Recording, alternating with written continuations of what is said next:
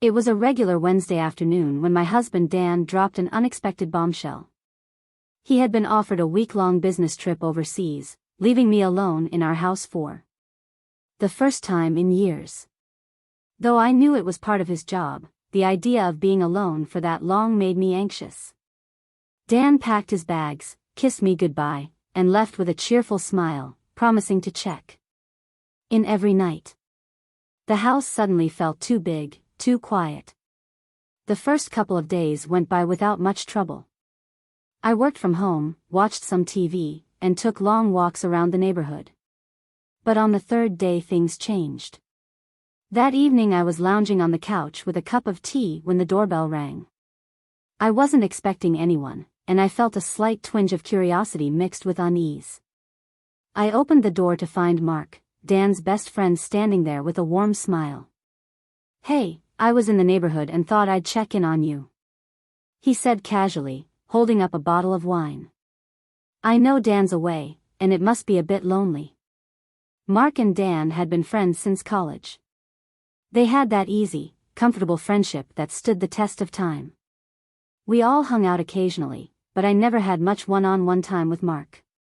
He was always around Dan. So we never really had the chance to get to know each other deeply. "Oh, thanks.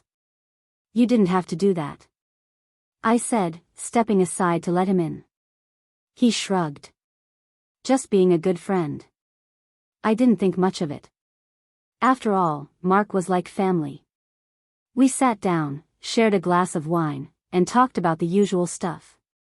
Work, mutual friends, and how Dan was adjusting to the trip. The conversation flowed easily, and I found myself laughing more than I had in days. Mark had always been charming, but I realized that I had never really paid attention to how genuinely kind and funny he could be. Before I knew it, 2 hours had passed, and we were still deep in conversation. There was something disarming about the way Mark listened.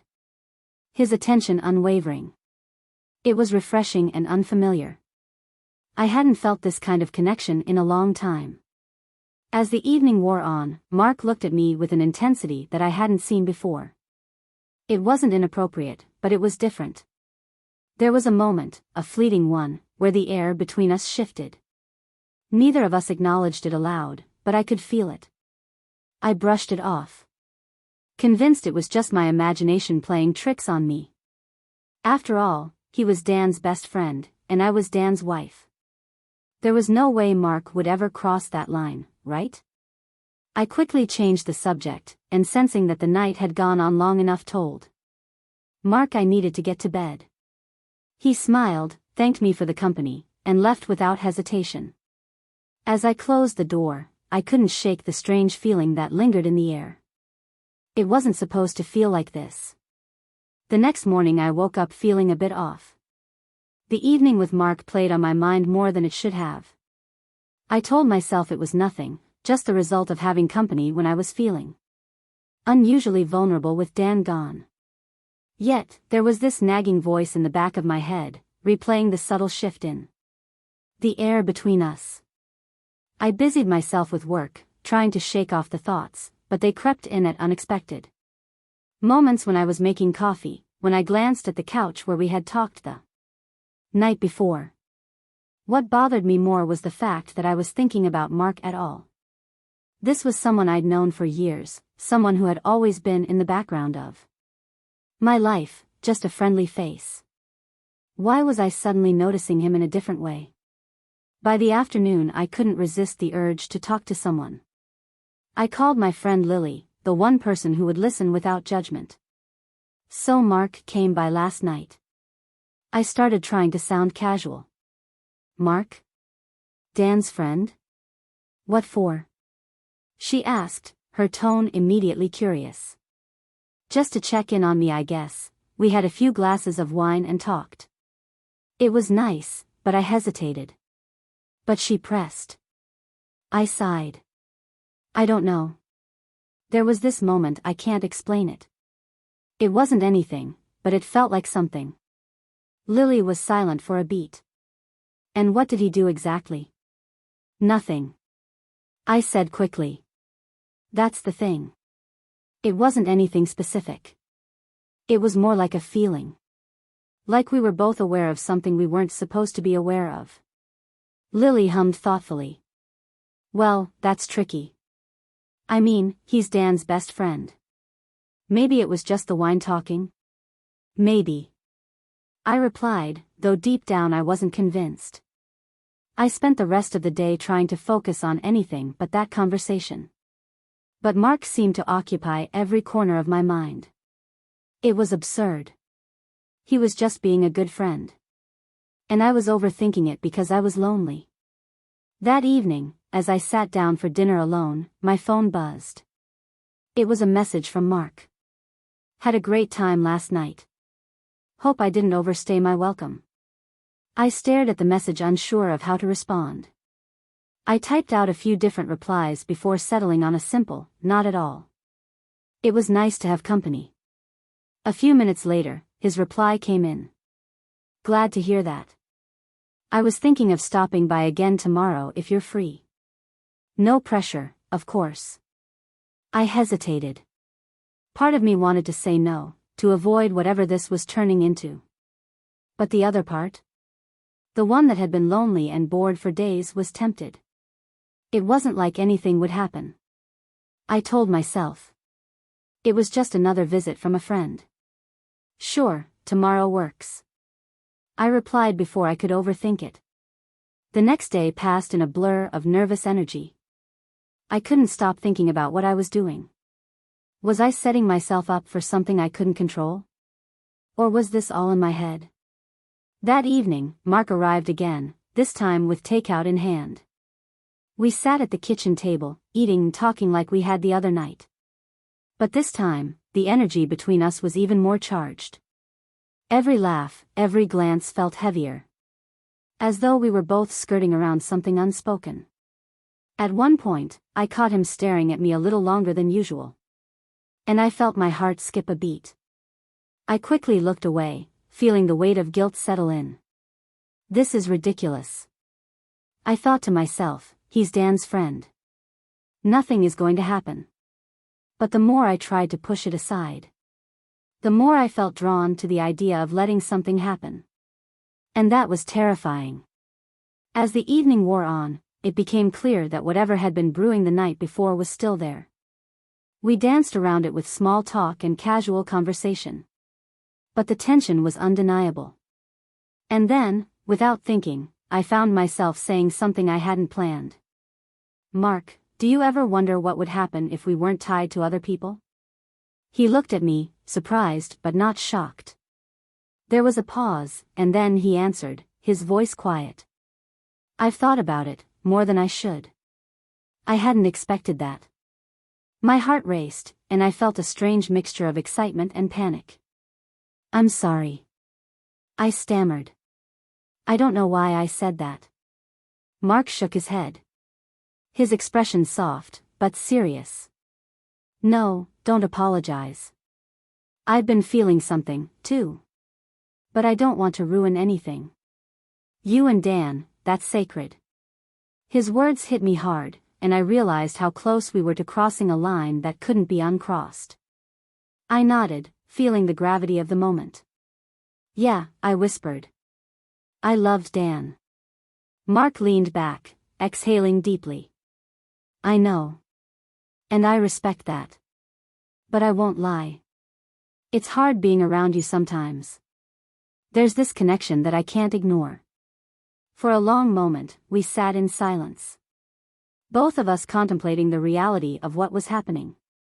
We had acknowledged something that neither of us wanted to, and now there was no going back. As Mark stood up to leave, he looked at me one last time. I should go. Before we make a mistake. I nodded, unable to speak, and watched as he walked out the door. The house felt even emptier after he left.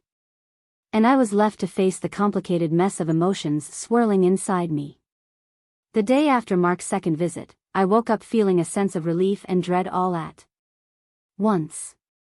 A part of me was glad that we had come to our senses. But the other part couldn't stop thinking about the depth of our conversation, about how close we came to doing something that could shatter my marriage. He called me later that morning, checking in from his trip.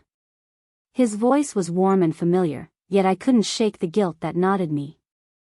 I listened to him talk about his meetings, his coworkers, and how much he missed me. Each word felt like a weight pressing down on my chest. I found myself responding automatically, trying to sound upbeat and normal, but I was far from it. I felt like I was living in two worlds. Even where I was Dan's loving wife, and another where Mark had stirred feelings, I wasn't ready to confront. Later that evening, I decided to call Mark just to make sure everything was still normal between us. I didn't want things to be awkward, but I also needed to make sure we were both on the same page, but nothing had changed. "Hey," I said when he answered, trying to sound casual. "I just wanted to make sure we're okay. You know, after last night." There was a pause on the other end of the line. "Yeah, we're fine," he said, but his voice lacked the easygoing tone he usually had. "Are you sure? I don't want things to be weird between us," I pressed. Mark sighed softly. "Look, it's not weird, but I'm not going to lie. I think we need to be careful. Whatever this is, it's dangerous. For both of us." I knew he was right. "I agree. I don't want to mess things up." "Neither do I," he said, "but it's hard, you know. I've been thinking about you a lot more than I should. And I know that's wrong. Dan's my best friend and you're his wife." His honesty was disarming, and for a moment I didn't know what to say. I had felt the same, and hearing him admit it out loud made everything more real. "We have to stop this, Mark," I finally said. My voice firm. "Whatever this is, it can't go any further. I love Dan and I can't hurt him like that." Mark's voice softened. "I know. I get it. I don't want to hurt him either." There was a long silence between us, the weight of the situation hanging in the air. I knew we had to put an end to this tension, to whatever had been building between us. But the more I tried to convince myself, the more I realized how hard it was going to be. After we hung up, I felt a strange sense of finality. It was the right decision, I told myself. Mark and I couldn't be anything more than friends, no matter what unspoken connection we might feel. But despite that, I couldn't shake the feeling of loss. Something had shifted between us and there was no going back. The next few days passed in a blur. I threw myself into work, into keeping busy. I was trying to avoid thinking about Mark or the complicated emotions swirling inside me. Dan was due back in a couple of days and I was determined to put all of this behind me before he returned. But things didn't go as planned. The day before Dan was supposed to come home, I got a text from Mark. "Can we talk?" My heart sank. I knew I shouldn't respond. But something in me couldn't resist. I couldn't leave things unresolved. "Sure," I typed back, feeling a pit form in my stomach. That evening Mark came over again.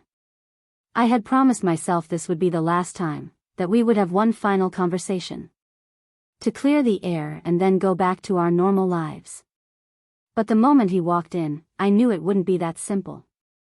We sat on the couch, both of us avoiding eye contact for a while. The tension palpable. "I'm sorry," Mark finally said, breaking the silence. "I shouldn't have texted you. I've been struggling with everything and I didn't know what else to do." I shook my head. "It's not your fault. This whole thing just got out of hand. We should have never let it get this far." Mark looked at me, his expression serious. "I know, but I can't stop thinking about you. And that's the problem. I don't want to feel this way, but I do." I swallowed hard, feeling my own emotions rise to the surface. "We can't do this, Mark. It's not fair to Dan. It's not fair to either of us." He nodded slowly. "You're right. It's not fair, but it doesn't make it any easier." For a moment, neither of us spoke. The weight of everything hung between us, unspoken, but understood. I could feel the pull between us. The temptation to let something happen, to give in to whatever this was. But I knew that if we crossed that line, there would be no turning back. I can't. I whispered, more to myself than to him. I can't do this. Mark stood up, running a hand through his hair. I know, I should go. But neither of us moved. We were both frozen in place, standing on the edge of a precipice we didn't want to fall into. Finally, Mark turned to leave. But before he reached the door, he stopped and looked back at me. For what it's worth, I care about you. But I won't be the one to ruin your marriage. And with that, he was gone.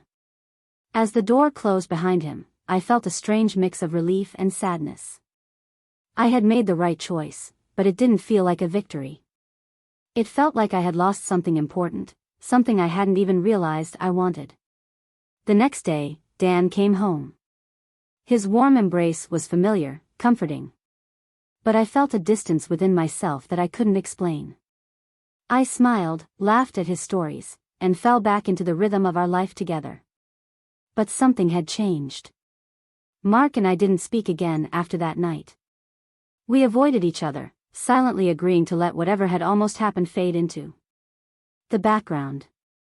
It was easier that way. It was safer. As time passed, the tension dissolved into memory, but it left a mark. One that neither of us would ever admit to. A reminder that even the strongest boundaries can bend under the weight of unspoken feelings. And though I never crossed that line, I knew I had come dangerously close. Thank you for watching this video. Make sure you subscribe to this channel for more videos.